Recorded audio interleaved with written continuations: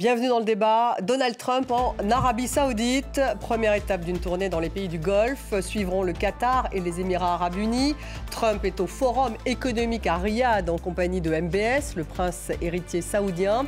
Les dernières annonces de la Maison-Blanche, Washington et Riyad qui signent un contrat de défense de 142 milliards de dollars. Cet accord s'inscrit dans un ensemble plus vaste de promesses d'investissement saoudien de 600 milliards de dollars selon l'exécutif américain. Trump a également annoncé qu'il allait lever les sanctions contre la Syrie. Alors quel est l'enjeu de ce voyage dans les pays du Golfe? Est-il diplomatique ou transactionnel? Est-il politique ou business? Comment Trump est-il accueilli par MBS? Qu'attend le prince héritier saoudien? Et puis quid du Qatar ou encore des Émirats? Où en sont les discussions sur Gaza, l'Iran, le nucléaire ou encore la Syrie? On en parle avec mes invités. J'ai le plaisir d'avoir à mes côtés Maya Kadra. Bonsoir. Bonsoir. Bienvenue dans le débat. Vous êtes enseignante et journaliste franco-libanaise. En face de vous, Georges Malbruno. Bonsoir. Merci d'être là. Grand reporter au Figaro. Co-auteur avec Christian Chesneau de MBS Confidentiel, enquête sur le nouveau maître du Moyen-Orient.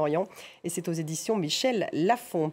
David Rigoleros, bonsoir. Vous êtes rédacteur en chef de la revue Orient Stratégique, chercheur spécialiste du Moyen-Orient, rattaché à l'Institut français d'analyse stratégique et à l'Institut de relations internationales et stratégiques, co-auteur de La République islamique d'Iran en crise systémique, et c'est chez l'Harmattan. Richard Verly est avec nous en direct des États-Unis. Richard, bonsoir, correspondant France-Europe pour le quotidien suisse Blink. Je ne sais pas où vous êtes, Richard, mais c'est verdoyant. En Virginie. En Virginie occidentale, le pays des mines qui rêve de devenir à nouveau le pays de la prospérité, puisque Donald Trump promet en permanence de drill, baby drill. Eh ben voilà, donc en tout cas, là, il y a des promesses saoudiennes d'investissement. Je ne sais pas si elles iront en Virginie. Peu avant d'ailleurs que ne se pose à Riyad l'avion présidentiel du président américain, un conseiller de Donald Trump, Dan Scavino, a publié sur le réseau X une vidéo. Il venait à peine d'arriver montrant ces images des avions de chasse saoudiens. Vous allez le voir, ce sont des F-15 de fabrication américaine qui sont venus accompagner littéralement la descente de Air Force One, histoire de bien montrer que les États-Unis arment l'Arabie Saoudite. Vous voyez ces images donc tweetées par le conseiller de Trump. Trump qui s'est rendu cet après-midi au Forum des investissements donc américano-saoudiens à Riyad. Et on va l'écouter, le président américain. Nous avons de loin le meilleur équipement militaire au monde. C'est incontesté. Nos avions de chasse, nos missiles, nos systèmes, nos patriotes, tout. Nous avons le meilleur équipement. Et au-delà de ça, vous achetez beaucoup de choses différentes. Et je vous en remercie. Et vous avez dit que vous pensiez à 600 milliards. Mais 600 milliards de dollars, vous me connaissez, ce sera sûrement 1000 milliards. Vous allez essayer de nous y amener. Je vous en suis très reconnaissant. Georges Malbruno, alors là, on le voit ici avec MBS, Mohamed Ben Salman, le prince héritier. C'est d'abord quoi? D'abord le business. Là, il parle de 600 milliards, peut-être plus. Accord sur justement les avions des F-35 qui vont être vendus à l'Arabie Saoudite. C'est-à-dire, à défaut de diplomatie, c'est d'abord du business. Je dis à défaut de diplomatie parce que vous vous souvenez, il y a quelques mois, on espérait beaucoup une normalisation entre l'Arabie Saoudite et Israël, à la fois l'administration Biden et ensuite l'administration Trump.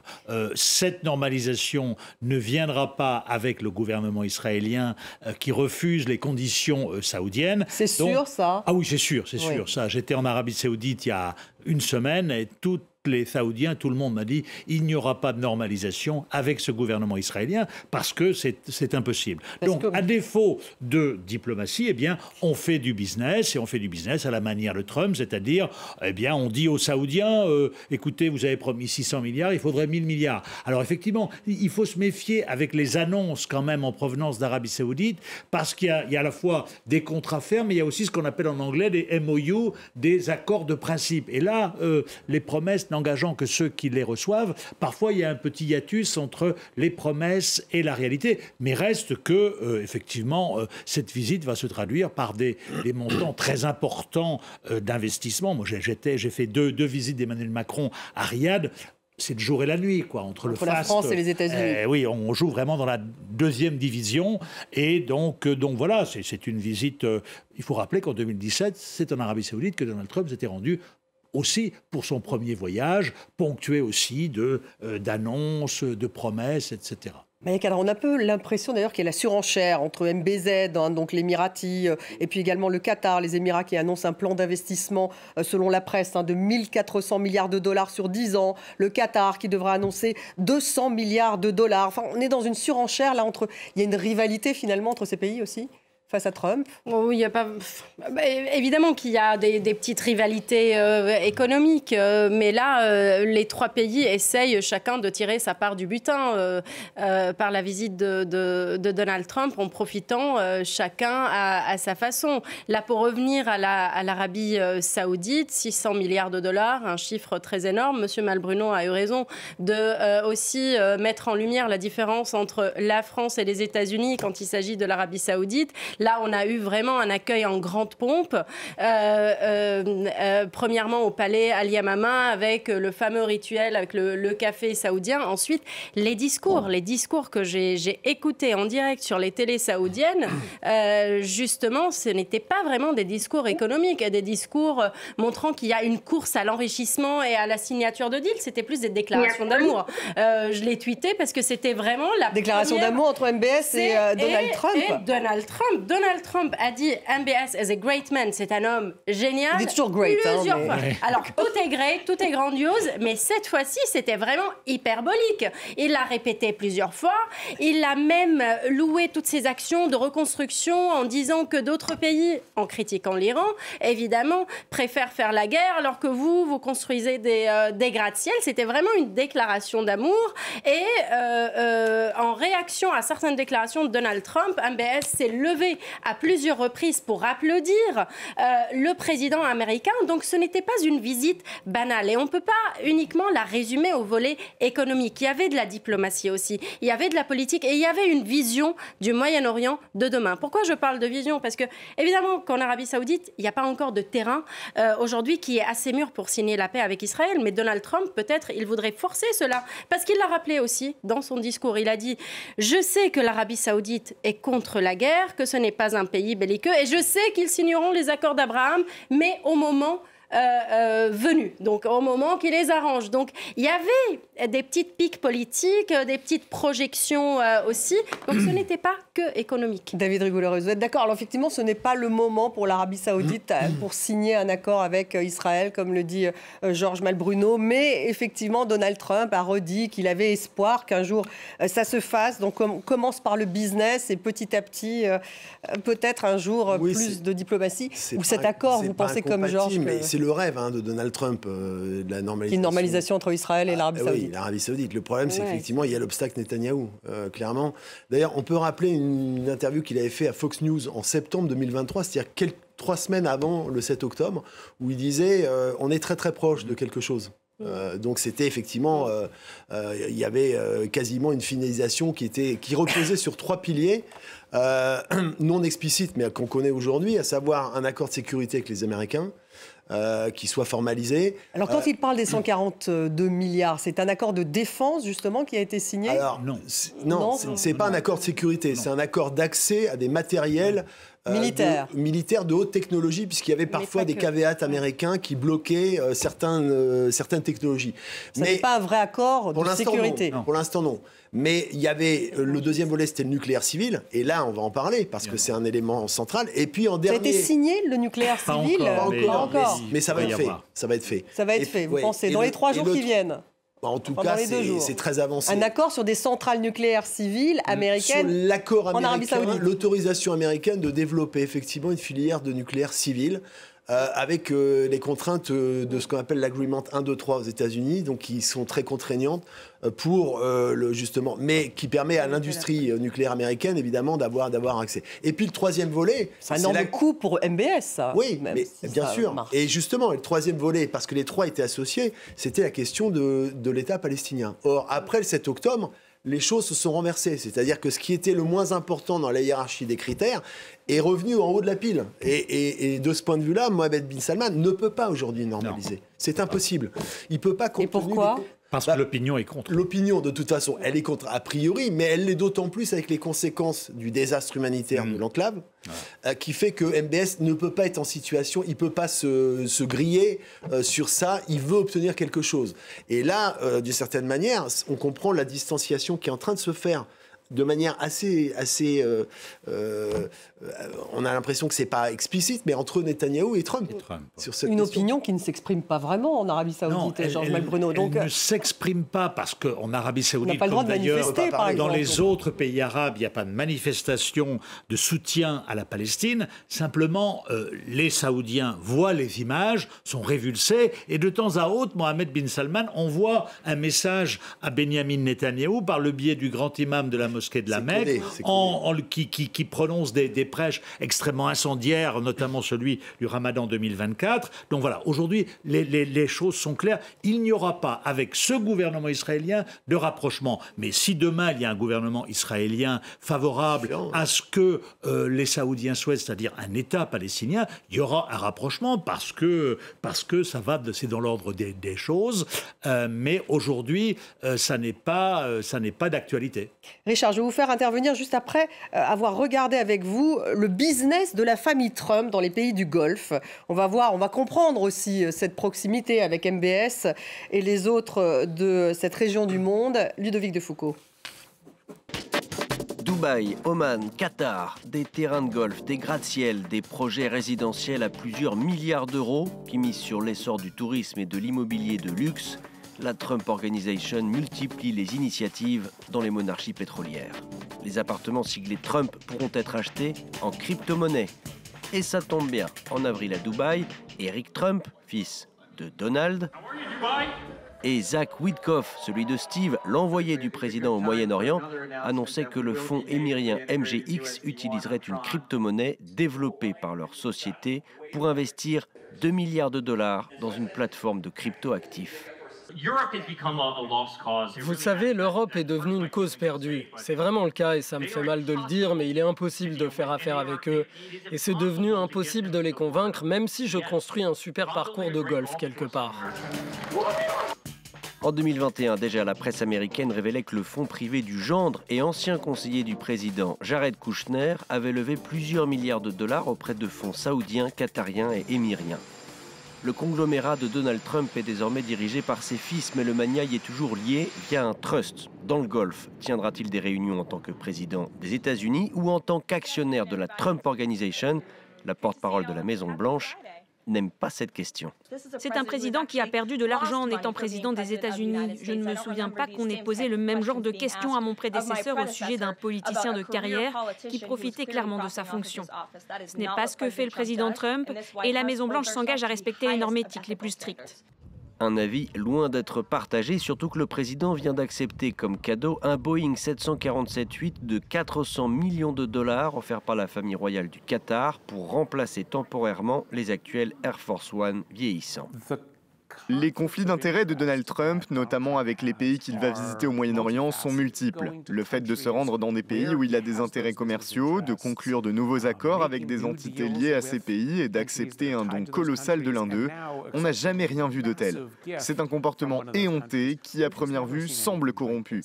C'est quelque chose de nouveau pour ce pays et c'est très inquiétant. Le président syrien par intérim, qui voudrait rencontrer Donald Trump en personne durant cette visite dans le Golfe, semble avoir compris comment faire affaire avec le président des États-Unis. Il lui a proposé de construire une Trump Tower à Damas. Une Trump Tower à Damas. On va y revenir. Un mot, Richard Verly, justement, sur cet avion d'une valeur de 400 millions de dollars offert par le Qatar et d'ailleurs accepté vraiment largement par Donald Trump qui dit que pourquoi ne pas accepter un cadeau de 400 millions de dollars. On peut dire que la distinction entre les affaires de la famille Trump et les affaires des États-Unis est brouillée. Absolument. Et néanmoins, les américains, en tout cas ceux qui ont voté pour Trump, ça ne leur pose aucun problème. Vous savez, là, je suis en Virginie occidentale. Vous ne pouvez pas imaginer un État plus éloigné de l'Arabie saoudite. C'est un État minier. Ici, on produit du charbon. C'est la vieille économie américaine. Je peux vous dire que hier soir, on m'a parlé de MBS et on m'a parlé de l'avion du Qatar. Pourquoi? Tout simplement parce que ces Américains-là, ceux ici en Virginie, ils pensent que de toute manière, l'argent des Émirats, l'argent des Saoudiens, ça profitera à l'économie américaine et que dès la fameuse promesse de Trump de drill, baby drill, il y a aussi le retour du charbon au premier plan. Donc ça peut surprendre vu d'Europe, mais ici, c'est les États les plus trumpistes Et pour l'instant, je n'ai pas encore trouvé un ancien électeur de Trump qui me dise avoir regretté son vote malgré les évidents conflits d'intérêts que vous venez de montrer. Georges Belmondo, un mot sur ces conflits d'intérêts. Bon, normalement, le Congrès américain devrait donner son aval sur ce type de cadeau. Oui, mais là, d'après ce que j'ai compris, ce cadeau pourrait rester à la présidence américaine. Mais ce qu'il faut dire, c'est qu'on est entre... Oui, cet avion. On est entre gens qui sont des purs transactionnels. Ce sont aussi bien Trump que les dirigeants du Golfe n'ont aucune idéologie. Ce sont des commerçants et donc on est dans la transaction pure. On s'assoit sur le conflit d'intérêts. Oui, mais c'est pas grave. Pour eux, ça n'est pas quelque chose qui est répréhensible. Seulement, moi, je voudrais dire aussi une chose. Je rentre d'Arabie Saoudite et l'Arabie Saoudite a beaucoup moins d'argent quand même maintenant. Donc derrière ces annonces ronflantes, avec un baril qui est aux alentours de $70, le fameux projet, vous vous souvenez, The Line, là, de cette ville futuriste sur la mer Rouge qui Neom, 170 km, il a été réduit à 2,5 km. L'île de Sindala, qui a ouvert en novembre dernier, elle est vide. Certains banquiers saoudiens ne veulent pas mettre de l'argent aujourd'hui. Donc, parce qu'il y a une relative méfiance vis-à-vis de ces projets qui étaient des projets pharaoniques. Donc, l'Arabie est loin d'être en banqueroute, c'est sûr, mais il y a beaucoup moins d'argent. Donc là, pour aller honorer les promesses, il va falloir que l'Arabie Saoudite trouve cet argent et pour l'instant, il ne l'a pas forcément, si ce n'est en puisant dans les comptes de l'Aramco, ce qui a été déjà fait beaucoup. Donc, je veux dire, il faut relativiser, vous savez, ces voyages-là. Donc, on est quand même dans l'effet d'annonce. On est beaucoup dans les effets d'annonce. Maya Kadrasio, juste un mot sur ces conflits d'intérêts. Sur les conflits d'intérêts, c'est le président Trump lui-même qui a ajouté une petite fibre patriotique pour justifier ce cadeau assez généreux du Qatar en incendiant un peu la journaliste de ABC qui lui a dit « Monsieur le Président, il n'y a pas de conflit d'intérêts là ». Il lui a dit « Mais vous ne savez pas de quoi vous parlez. Il s'agit d'un cadeau pour... les États-Unis pour notre défense et pas d'un cadeau personnel. Votre média fait du mauvais boulot. » Donc c'était comme ça qu'il a justifié ce cadeau. Ça va rester pour les États-Unis comme quelque chose d'historique entre les deux pays et ce n'est nullement quelque chose qui côtoie la corruption. Il y a une chose différente. C'est quand même de l'achat d'influence. C'est de l'achat d'influence. Non mais bien sûr, je parlais de la réaction de Trump. David Rigolero, c'est ça peut-être qui est différent d'avant parce qu'il y a toujours eu du commerce entre les États-Unis et l'Arabie Saoudite. Ils ont toujours vendu des armes. Est-ce que cette espèce... Il y avait des gros contrats, etc. Mais là, ce qui est nouveau, effectivement, et c'est pour ça que ça passe assez bien, effectivement, avec les pétromonarchies du Golfe, il y a une forme de privatisation des intérêts nationaux, de part et d'autre, en fait. Et donc, ça pose pas de problème majeur, en fait, pas de problématique. Aux citoyens américains, ça pourrait poser quelques problèmes, peut-être moins aux citoyens saoudiens, mais pas pour l'instant, parce qu'il y a ces effets d'annonce qui laissent supposer qu'il va y avoir, il dit qu'il va y avoir 2 millions d'emplois qui vont être créés, des gros investissements, donc ça valide le narratif trumpien à partir du moment où il a gagné les élections. Donc sur le fond, pour l'instant, il n'y a pas de tangage, on va dire, et effectivement, il se retrouve sur une pratique qui est somme toute équivalente des deux côtés, c'est-à-dire une forme de patrimonialisation des richesses, effectivement, et une privatisation des intérêts nationaux, à la fois aux États-Unis, avec la Trump Organization, et puis dans les pétromonarchies, puisque il n'y a pas de budget d'État. Deux systèmes politiques, en théorie, totalement différents. Est-ce qu'ils sont proches, MBS et Trump, Georges Malbruno? Oui, relativement. Ils s'entendent bien. Oui, il faut se souvenir que Trump a été le responsable qui, après l'assassinat de Jamal Khashoggi par les amis de MBS, le responsable avec son père, les deux seuls responsables de la planète, à avoir soutenu Mordicus MBS, qui était quand même à l'époque un paria international. Donc ils s'entendent bien. Comment ? Même aux États-Unis. Ils s'entendent bien, mais MBS a surtout une connexion avec son gendre Jared, qui est un partenaire en affaires. Il s'appelle très fréquemment, etc. Et donc il y a une... Puis, vous savez, en Arabie Saoudite, les rois saoudiens ont toujours préféré les républicains aux démocrates, parce que les démocrates, un peu plus à gauche, le sont sur la démocratie. Ça passe mieux qu'avec Biden. Hein. Intérêt pétrolier aussi. Donc, oui, ils s'entendent bien. Et, alors, ils n'aiment pas toujours, quand même, les responsables saoudiens. On me le disait encore à Riyad, lorsque vous avez un président américain qui vient leur dire carrément, écoute, je vais te piquer dans tes poches 600 milliards de dollars. Parce que, bon, certes, ils ont beaucoup d'argent, mais il ne faut pas les prendre pour des bédés. bédouins, etc. Et donc, il y a aussi une forme qui est très importante en Arabie Saoudite qu'il faut respecter. L'affaire du café dont on a parlé tout à l'heure, c'est anecdotique. Nicolas Sarkozy, en 2008, refusait le café qu'on vient vous apporter, que vous devez boire, ou en tout cas porter à vos lèvres. Trump a fait la même chose. Alors, on lui a rien dit parce que c'est Trump, mais ça, on n'aime pas trop. Hein. Vous vouliez commenter cela, Maya? Non. Kadra? Non, donc, un mot tout de suite. La grande annonce tout de même politique de Trump dans ce long discours, c'est l'annonce de la levée des sanctions sur la Syrie. On l'écoute. J'ordonnerai la levée des sanctions contre la Syrie afin de leur donner une chance de grandeur. Les sanctions étaient brutales et paralysantes et remplissaient une fonction importante. Mais maintenant, c'est leur tour de briller. Ils vont montrer quelque chose de spécial. Maya Kadra, la Syrie qui réagit à l'instant, qui qualifie de tournant décisif la levée des sanctions annoncées par Trump. C'est un tournant.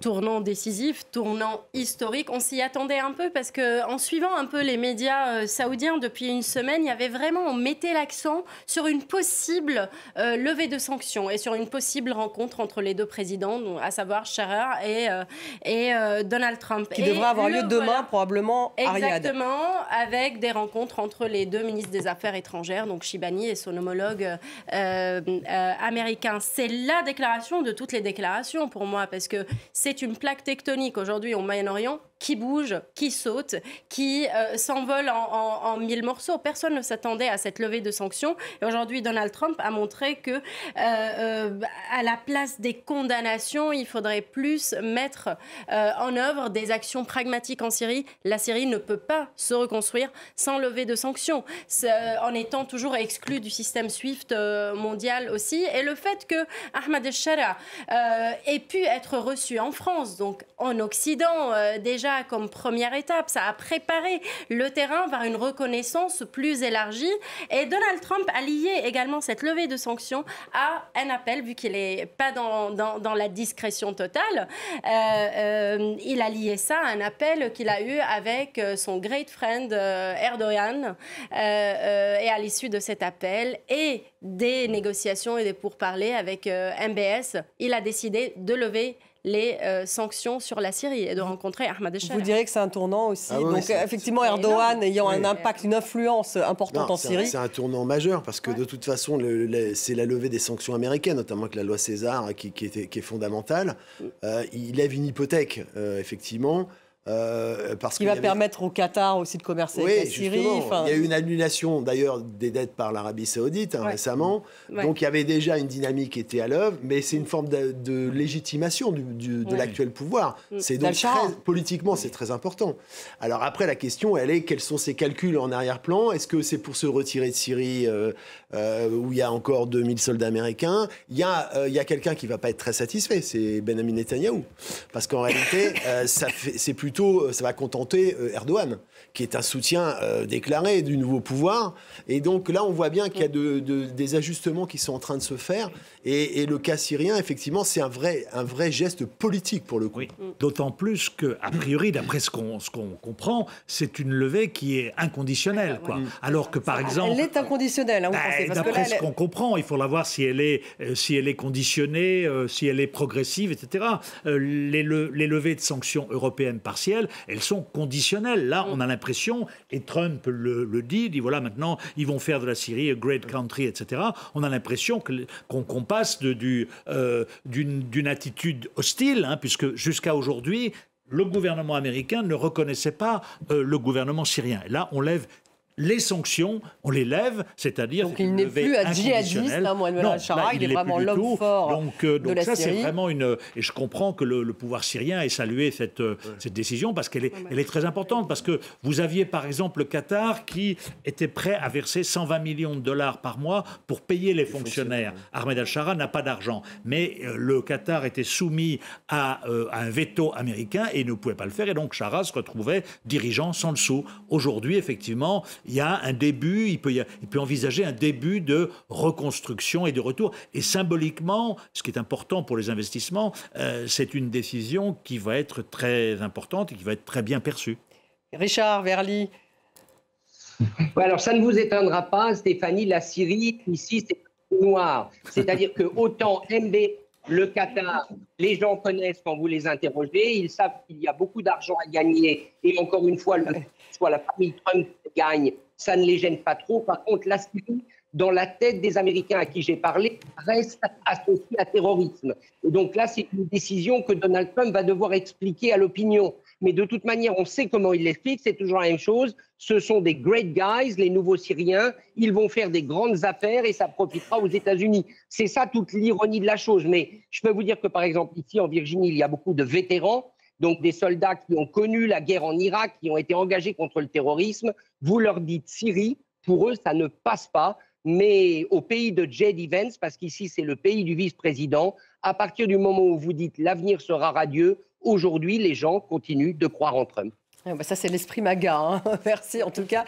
Un mot, Maya Kadras, sur justement Israël. Hein. On en parlait il y a un instant. Cette levée de sanctions en Syrie, effectivement, se font sans un accord d'Israël. Là, on parlait de la normalisation peut-être entre l'Arabie saoudite et Israël. C'est plutôt non du côté de MBS. On a vu qu'il y a eu... On ne sait toujours pas parce qu'il ne s'est pas prononcé. Il ne s'est pas prononcé, mais il y a peu de chance. La société saoudienne est tellement divisée entre les traditionnalistes et ceux qui sont plutôt progressistes et dans le camp de la jeunesse, ce qu'on appelle le camp de la jeunesse, c'est-à-dire cette tranche de la population qui est la plus importante et qui est le principal appui de MBS, c'est la jeunesse qui étudie aux États-Unis, en Europe, à Londres, un peu partout, et qui n'a pas les mêmes attaches idéologiques que les traditionnalistes.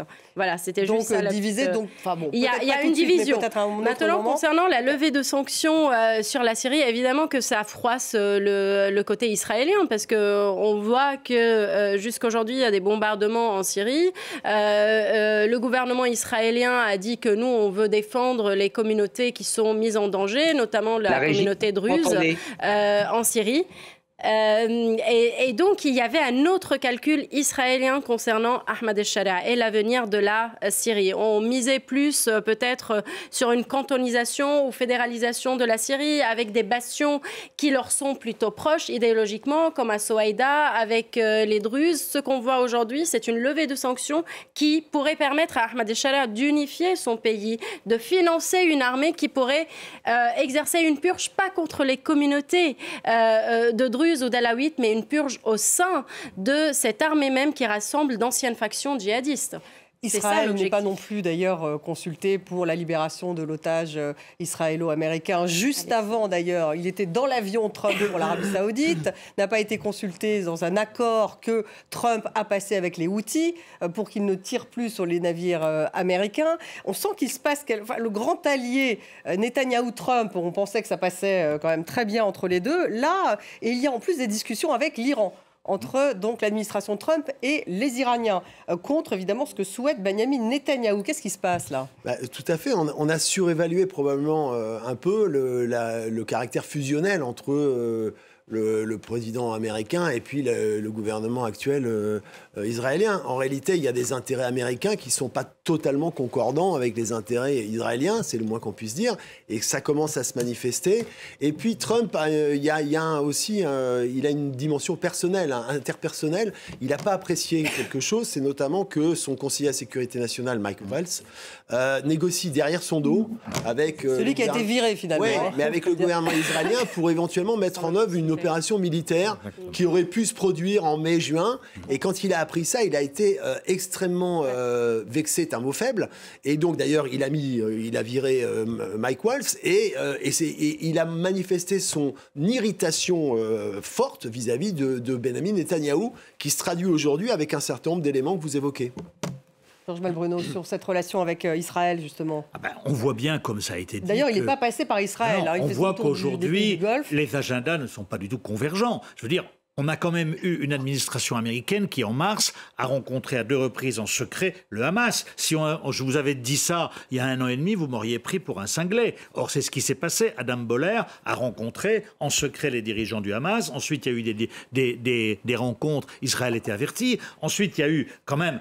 L'allié privilégié d'Israël négocie avec les Houthis un sauf-conduit en mer Rouge, alors que au même moment où Donald Trump parlait à Riyad, à Tel Aviv, les sirènes retentissaient et les Houthis voulaient envoyer un missile. Donc, il y a une crise de confiance. Sur l'Iran, on sait aussi, il suffit de discuter avec des responsables israéliens, pour dire on veut la peau de Steve Witkoff, qui n'y connaît rien, etc.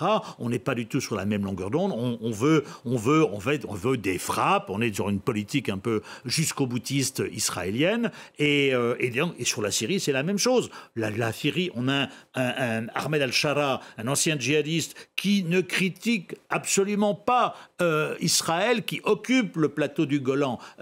Quand vous rencontrez des interlocuteurs d'Ahmed al-Shara, des ministres des Affaires étrangères étrangers, ils sont stupéfaits parce qu'ils vous disent ils ne parlent même pas du plateau du Golan qui est occupé. Et donc, il se montre extrêmement sympathique à l'égard d'Israël parce que lui, dans le cadre d'une politique de bon voisinage avec tout le monde, comme il est faible, et en contrepartie, il s'est pris 850 attaques sur son territoire. Donc aujourd'hui, Donald Trump, effectivement, considère qu'il faut donner une chance, ce que tout le monde fait. Ce que tout le monde fait, non pas qu'on adore Ahmed al-Shara, mais il faut considérer que c'est l'homme qui a le plus d'influence en Syrie et que si jamais l'expérience Shara venait à ne pas réussir, ce serait un chaos très important. Donc là-dessus, il est sur la même ligne que Emmanuel Macron, on peut dire, Donald Trump sur la ligne du réalisme. Parce qu'en Syrie, on n'a pas le luxe des choix. Il n'y a que ce choix-là aujourd'hui, c'est le fait de traiter avec le pouvoir en place.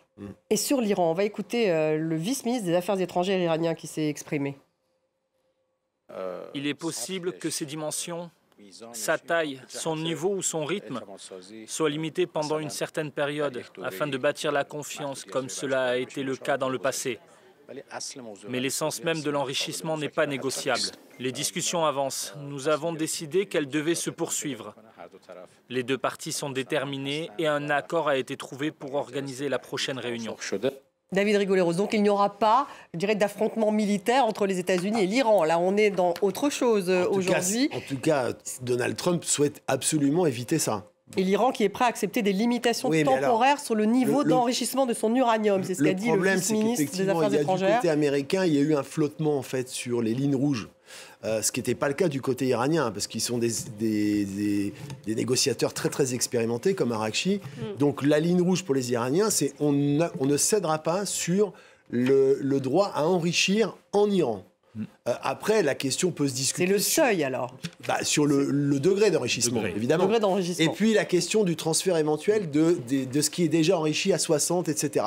Mais du côté américain, il y a eu des déclarations très contradictoires qui ont effectivement laissé supposer qu'il y avait une possibilité d'accepter et puis finalement de démanteler. Et donc ça a suscité des grandes interrogations, d'ailleurs, qui ont été explicitées comme telles par le président, disant qu'il n'avait pas décidé. Voilà. Il n'avait pas décidé. Et ce qui a rendu d'ailleurs Netanyahou furieux. Parce que... oui, parce que justement Netanyahou voulait incliner pour qu'il y ait une option militaire et une option que ne souhaite pas Donald Trump, manifestement. Oui, je reviens à quelques éléments là dans le discours de Trump qui s'est terminé, qui s'est achevé juste avant le début de notre débat. Il a rassuré ses partenaires saoudiens et par extension arabes que l'Iran n'aura pas l'arme nucléaire. Donc ça, c'était comme une assurance, comme une promesse. Après, est-ce que cette promesse, elle viendra après un accord avec l'Iran ou après une guerre avec l'Iran? Il y a des négociations. Il y en a eu déjà à Oman. Il y en aura encore. Les Iraniens, c'est les experts des négociations, des va-et-vient, de la stratégie dilatoire.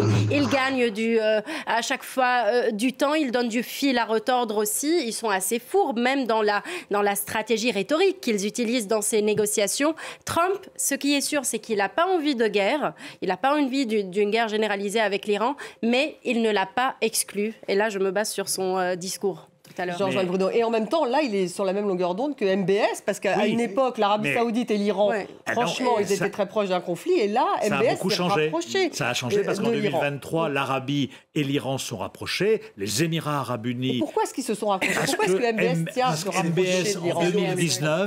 En 2019, les Iraniens ont envoyé un message à MBS, un message très précis, avec une série de missiles et de drones sur Abqaiq, la poule aux œufs d'or de l'Arabie Saoudite. Les installations pétrolières. Normalement, l'Arabie Saoudite a un accord de sécurité très vieux avec les États-Unis. Les États-Unis, Donald Trump, devaient courir au secours de MBS et les Américains n'ont rien fait. Donc là, MBS s'est dit, j'aime beaucoup Donald Trump, mais je préfère quand même être en bon voisinage avec l'Iran. Donc depuis, on s'est rabiboché. Les Émiriens, c'est la même chose. Donc, pour que le plan Vision 2030, qui est la priorité de MBS, qui veut la stabilité, eh bien, lui, il veut une stabilité, il veut un calme. Il veut un calme parce que sinon eh bien, il pourrait avoir des problèmes en interne. Et pour revenir à la question de la normalisation, MBS, d'ailleurs, il l'a dit, il ne veut pas être le Sadat saoudien. Vous vous souvenez d'Anwar el-Sadat en 1979 qui a signé la paix avec Israël, 2 ans après... Président égyptien, 2 ans après, il a été assassiné par un de ses opposants. Donc aujourd'hui, MBS est conscient de tout ça. Je suis prêt à faire la paix avec Israël le jour où le gouvernement israélien sera prêt à consentir à la création d'un État palestinien, mais pas avant. Un dernier mot sur l'Ukraine, parce qu'il y a donc ce rendez-vous, en tout cas Zelensky va y aller à Istanbul, en Turquie, jeudi, rencontrer donc une délégation russe. Poutine, pour l'instant, n'a pas répondu à l'invitation. Donald Trump en a dit un mot, justement, à Riyad, on l'écoute. Des discussions vont se tenir en Turquie plus tard cette semaine, sûrement jeudi, et elles pourraient déboucher sur de bons résultats. Nos représentants s'y rendront. Marco Rubio y sera, ainsi que d'autres. Nous verrons si nous pouvons faire avancer les choses. Alors, est-ce que Trump va y aller? Parce qu'en fait, évidemment, Zelensky, c'est ce qu'il souhaiterait, que Trump aille jeudi donc à Istanbul. Face à un petit... En tout cas, ça montre la proximité avec Erdogan quand même. Le fait qu'éventuellement, il envisage... et ça montre aussi la centralité d'Erdogan sur cette question. D'ailleurs, il y a eu, au début de la guerre, il y avait le fameux l'accord sur les céréales qui avait été négocié par Erdogan. Donc, c'est important, effectivement, hein. Manifestement, c'est un peu tous azimuts. C'est un peu tous azimuts, oui. mais c'est la même logique qui prévaut partout. Hein. C'est-à-dire, Make America Great Again, c'est ça la logique, c'est d'abord l'Amérique. Essayer de pacifier. C'est vrai qu'il n'aime pas la guerre, c'est clair, il préfère les affaires. Donc effectivement, il essaie de favoriser un modèle qui soit un modèle irénique, même si ça entre en contradiction avec certaines réalités parfois. Richard Verly, est-ce qu'il pourrait aller à Istanbul, Trump? Mais n'oublions pas que Trump veut toujours sans doute cette rencontre avec Vladimir Poutine. Alors Vladimir Poutine est devenu beaucoup moins fréquentable parce qu'il n'a pas accepté les propositions américaines, mais néanmoins une photo aujourd'hui avec un Vladimir Poutine qui se dirait vraiment prêt à négocier, elle serait bonne à prendre pour Trump, elle serait bonne à prendre au niveau international, mais aussi au niveau national, parce que son obsession reste de répondre aux préoccupations de son électorat. Un mot juste pour revenir en arrière, parce que ça n'a pas été évoqué. Georges a raison, tout ce qui a été dit sur la relative distance ou l'ambiguïté des relations entre Trump et Netanyahou, mais il y a quand même le total blanc-seing donné par l'administration Trump sur Gaza à Israël. C'est ça, au fond, si vous lisez la presse et les médias américains, vous avez vraiment l'impression aujourd'hui que Benjamin Netanyahou peut faire ce qu'il veut, littéralement, à Gaza. Les Américains ne lèveront pas le petit doigt. Jean-Joël Bruno, c'est vrai que Gaza, alors il en a dit juste un mot en disant les habitants de Gaza... et c'est d'ailleurs ce que dit... Il a parlé de la Côte d'Azur. Hein, oui, mais ce que dit Richard, c'est important parce qu'on va en avoir, je dirais, une indication très rapidement.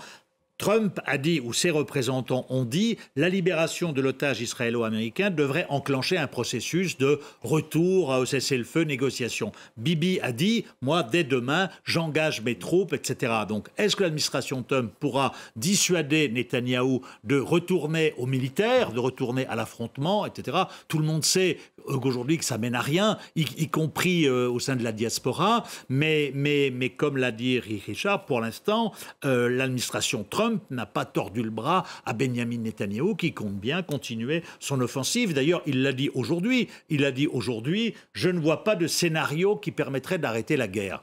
Donc, il finit toujours par dire ce qu'il pense, c'est-à-dire que les otages, ça ne l'intéresse pas vraiment, mais ce qui compte, c'est perpétuer ce reconquérir système, Gaza, c'était ses termes. Rester au pouvoir. Maya Kadra. Alors, il a dit oui, reconquérir Gaza, juste après la visite de Donald Trump dans le Golfe. C'était ça le calendrier.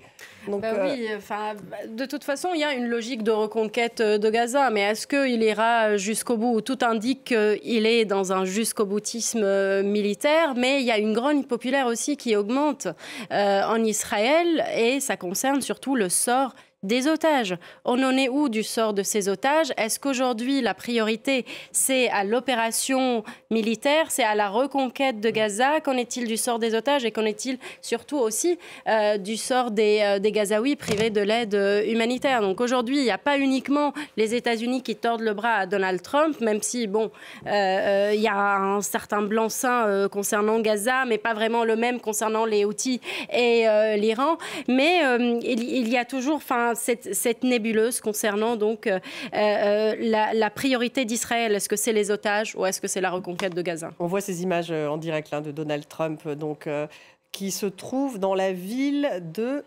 Daria. Vous devez connaître la ville de Daria. Oui, c'est le berceau de la famille El Saoud. Voilà, c'est le berceau de la famille El Saoud. Donc, une bourgade près de Riyad. C'est le berceau de la famille El Saoud. Donc c'est un hommage qui est rendu à cette famille qui dirige l'Arabie depuis des décennies. Gaza, ils en ont parlé à votre avis? MBS ils en ont parlé, oui. Et Trump. Ils en ont parlé d'abord parce qu'il y a la mise en place d'une fondation justement humanitaire qui ne passe pas par Israël justement pour accorder une aide humanitaire et qui mobiliserait éventuellement des fonds comme par hasard des pétromonarchies. Et là, on retrouve l'Arabie Saoudite et les autres pays en question. Et oui, c'est un signe de Netanyahou, d'une certaine manière, un peu piégé parce qu'il a tout misé sur Trump. Mais il a tout misé, mais en même temps, il se rend compte qu'il ne peut pas non plus forcer la main de Trump sur tous les sujets. Et donc là, il est un peu coincé parce qu'il est tenu par ses deux ministres d'extrême droite. Il est jusqu'au boutiste parce qu'il n'a pas d'autre option. Il sera jusqu'au boutiste, même sans l'aval de Trump. Oui, mais il y a un moment... A priori, oui. Oui, mais il y a un moment... Pour l'instant, il n'a pas montré. Ce serait suicidaire. Il y a un moment, il y aura un coup, immanquablement. Richard, vous allez nous quitter dans une minute. Oui, juste un mot pour dire que, encore une fois, sur le plan diplomatique, c'est important de montrer cette différence. En Europe, on avait, en tout cas quand je suis parti d'Europe il y a 2 semaines, l'impression que Trump était peut-être en train de tout rater. Je peux vous dire qu'aux États-Unis, sur le plan diplomatique, l'impression c'est qu'au contraire, il persiste et qu'il va peut-être réussir. Donc ça, c'est important à avoir en tête parce que la dynamique politique américaine, sur le plan, je le rappelle, de la diplomatie, je ne parle pas des affaires intérieures, pour l'instant, elle est plutôt favorable à Trump, d'autant que vous l'aurez remarqué, on n'entend absolument pas les démocrates sur toutes ces questions internationales. Merci Richard Verly, donc, qui était avec nous aux États-Unis. Maya Kadra, merci beaucoup. David Rigolo-Rose et Georges Malbruno, merci d'avoir participé à cette émission. Voilà ce qu'on pouvait dire donc, sur ce voyage qui va continuer d'ailleurs demain, puisqu'il y a le Conseil de coopération du Golfe à Riyad, puis il y a la visite aux Émirats Arabes Unis, puis au Qatar. Donc ce n'est pas terminé pour Trump dans le Golfe. Vous pouvez retrouver l'émission sur les réseaux sociaux, également en podcast. Et je vous dis à demain.